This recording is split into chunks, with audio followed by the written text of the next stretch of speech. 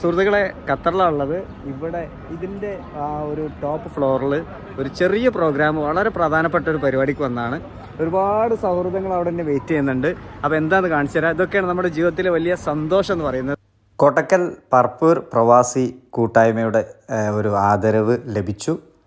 ഇവർ ഒരുപാട് കാര്യങ്ങളാണ് ചെയ്യുന്നത്. ഈ ഖത്തറിൽ വന്ന് ഒരു കൂട്ടായ്മ മനോഹരം. പിന്നെ പർപ്പൂരും പ്രദേശങ്ങളിലുമുള്ള പാവപ്പെട്ട ആളുകൾക്ക് വലിയൊരു അത്താണിയാണ് ഈ ഒരു കൂട്ടായ്മ എന്ന് പറയുന്നത്.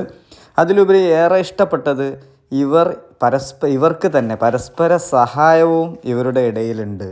അപ്പോൾ പ്രയാസപ്പെടുന്നവന് വലിയ ഒരു തണലാണ് ഈ ഒരു കൂട്ടായ്മ എന്ന് പറയുന്നത്.